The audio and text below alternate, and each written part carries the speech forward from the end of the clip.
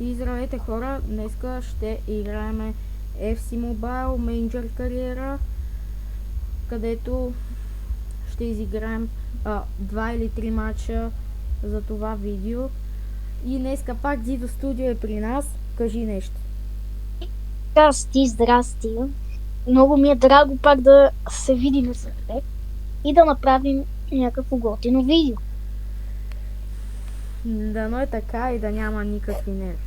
Ама сега ще видим.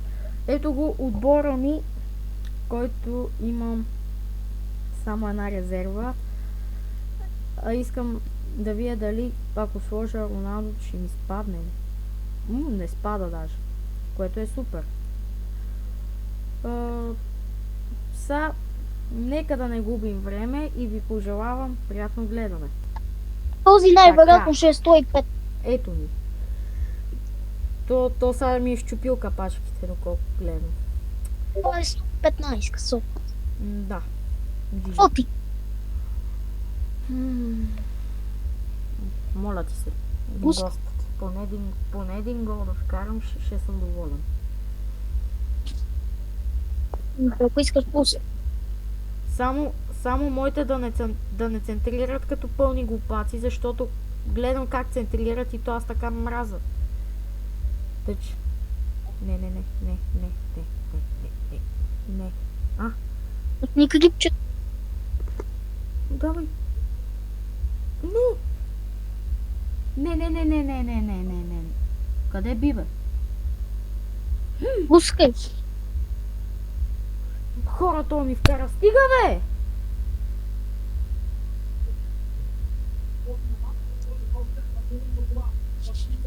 И пусна ли запис? Да. Казах.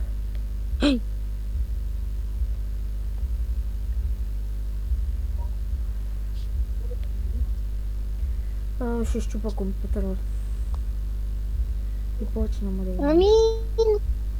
Този все пак беше повече от тебе. Пишете в коментарите колко варал. FC му.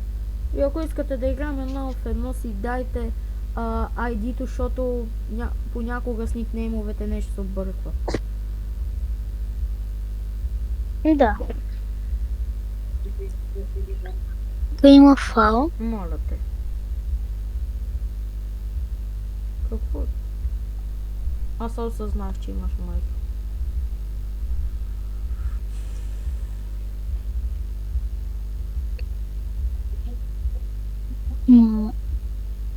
Моля ви се, не подавайте така.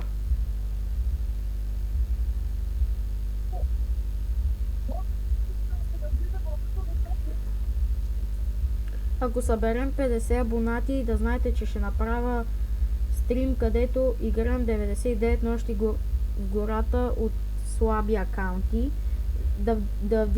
Да вземем всички деца и да стигнем поне 400 дена. Така че трябва да ги направим, за да пуснем лайвстрима. Между другото, ние днеска стигнахме от по-добрите ни акаунти 400 дена. Взехме всички. И ако знаете каква база правихме, не питайте. Даже ще ви покажем нашата стратегия, която и вие може да използвате, когато ви атакуват. Както и пишете в коментарите, ако играете 99 нощи в гората или изцяло Roblox. И нещо друго в това. И предлагайте и време свърши? Да. Кога? Не съм видял.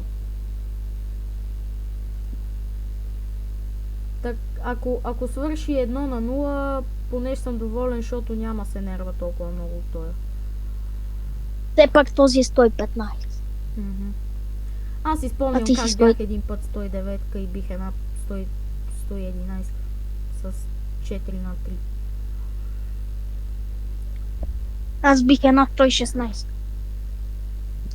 Един път. Моля те. Като бях 110, бих една. Алваро, бе. Това беше на... Мислех, че той има клонинг на моите играчи. За резерви няма да пускам, ама може и да напускам направо. Аз много не пускам Тук резерви. Озу. Никой нищо не прави.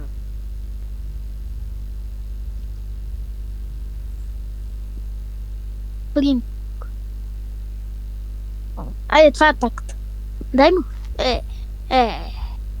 Прецакаха всичкото. Не гол. Пак не е гол. Да. Два. Да ти... Може би това ще... Следващия матч може да бъде посред. Може би. Да, може да последва.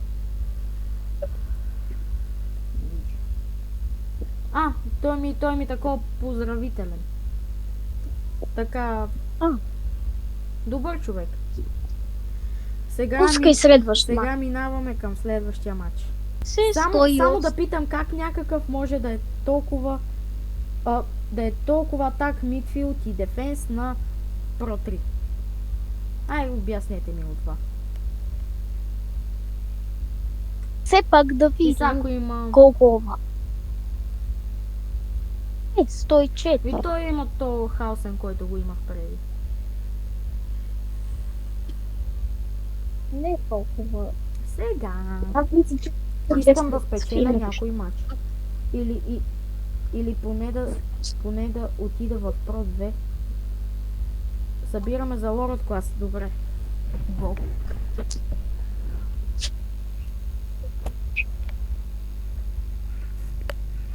Дембеле.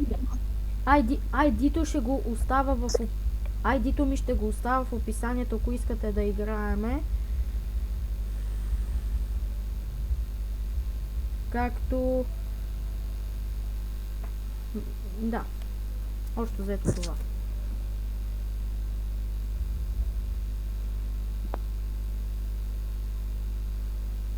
Какво на... добре.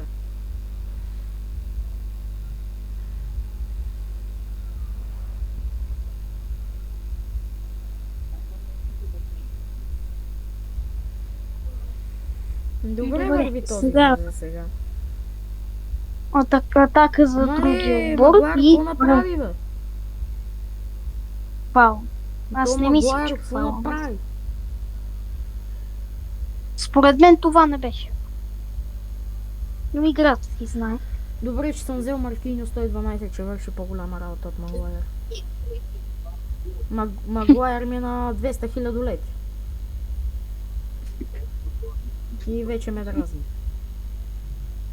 Давай! Това крос ли беше? Както и да кажа, имам, нали, като сте видяли Тони Крос, го имам, като го взех от екстра тайма за 5000, като това беше някакъв късмет. Аз по принцип, но нямам късмет на тия неща. Питай ме мен. Просто играта реши да ми се отплати. Което това на него му даде, на него в четвъртък му даде 114 Пизаро. На мен не иска да ми даде нищо.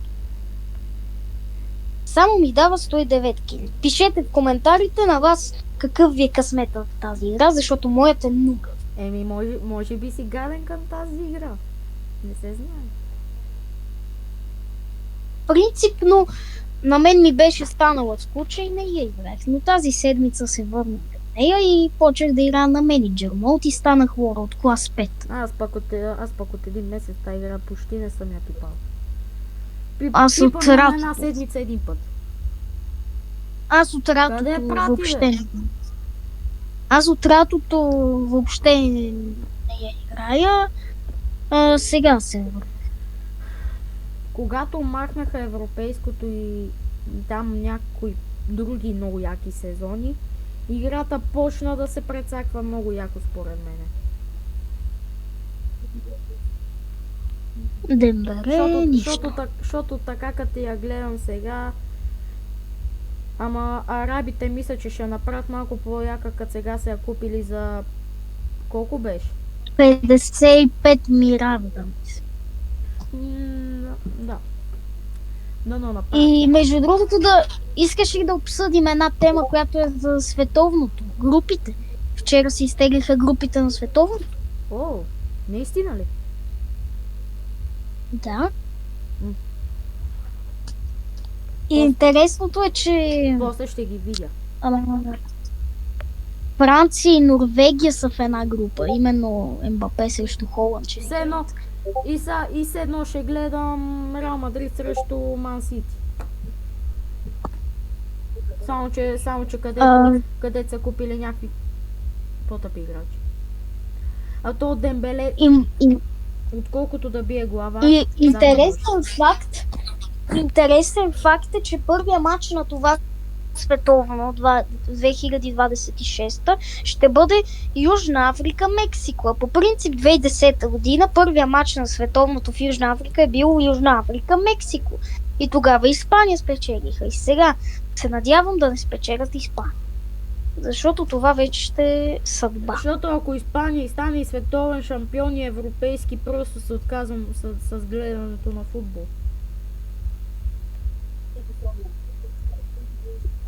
Според вас, искам да ви питам нещо.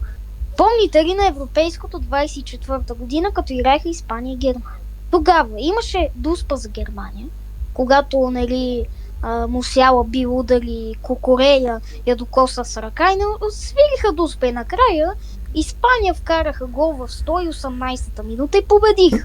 Това според мен беше нечестно. 4-0. Това според мен беше хипер нечестно.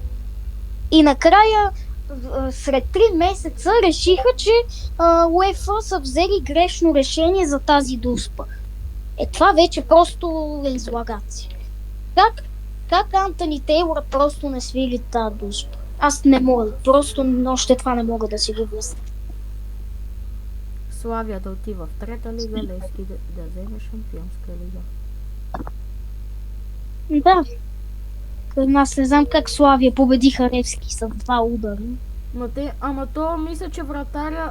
Майко за малко ми вкара. Мисля, че вратаря... Но той вратаря слави 10. Май вратаря на Славия се оказа за...